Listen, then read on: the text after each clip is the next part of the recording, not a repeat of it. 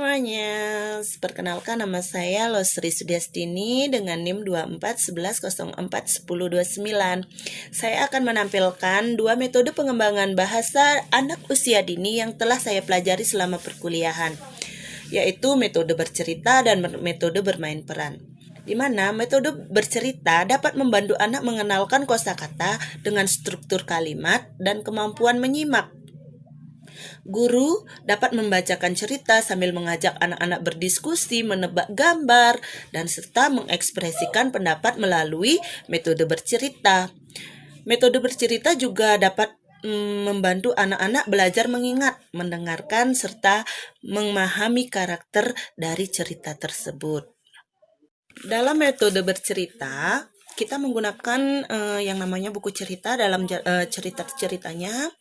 Lalu kita membacakan cerita tersebut kepada anak-anak. Dengan itu anak-anak akan mendengarkan apa yang ada dalam cerita tersebut. Lalu kita bisa menceritakan seperti si kancil dengan buaya, seperti itu. Banyak buku cerita yang kita bisa aplikasikan untuk anak usia dini. Kemudian ada yang namanya metode bermain peran. Anak diajak berperan sebagai tokoh dalam cerita, binatang, atau profesi. Ini menstimulasi keterampilan berbicara, percaya diri, dan meningkatkan imajinasi.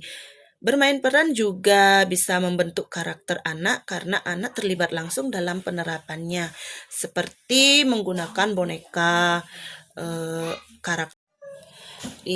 Tentunya banyak cerita anak usia dini yang bisa diceritakan. Beberapa contoh cerita populer untuk anak-anak usia dini diantaranya Kancil dengan Buaya. Di sini saya akan bercerita tentang Kancil dengan Buaya, di mana di sebuah hutan hiduplah seekor kancil yang cerdik. Suatu hari ia ingin menyeberangi sungai. Tetapi di sungai itu penuh dengan buaya-buaya yang lapar. Kancil pun memanggil buaya-buaya itu lalu berkata, "Aku akan menghitung kalian untuk menjadi siapa yang berhak menjadi si raja hutan." Para buaya-buaya pun senang sekali, lalu berbaris di sungai. Kemudian lalu berpura-pura menghitung dan berhasil sampai di seberang tanpa dimakan buaya. Pesan moral dari cerita ini mengajarkan tentang kecerdikan dan keberanian dalam menghadapi tantangan. 5 metode role play yang bisa digunakan di dalam kelas untuk meningkatkan partisipasi, pemahaman, dan keterampilan sosial siswa. Yang pertama, bermain peran terstruktur. Siswa diberikan peran dan skrip yang jelas untuk dimainkan berdasarkan skenario tertentu. Tujuannya yaitu melatih pemahaman konsep secara langsung melalui simulasi yang terarah.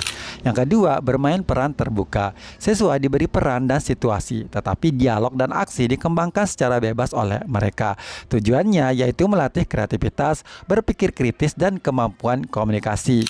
Yang ketiga, tukar peran. Siswa bertukar peran dengan tokoh lain, misalnya siswa menjadi guru atau orang tua. Tujuannya yaitu mengembangkan empati dan pemahaman dari sudut pandang yang berbeda.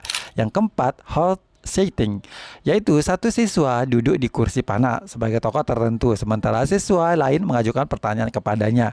Tujuannya yaitu mendalami karakter atau tokoh sejarah atau fiksi serta melatih berbicara spontan. Contohnya nih, siswa menjadi pahlawan nasional dan menjawab pertanyaan dari wartawan.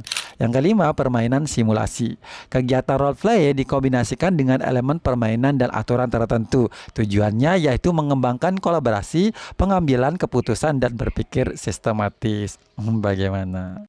Mungkin hanya itu yang bisa saya sampaikan dalam video ini. Jika ada kata-kata atau kalimat yang kurang berkenan di hati teman-teman semuanya, saya mohon maaf. Akhir kata saya ucapkan sampai jumpa dan terima kasih.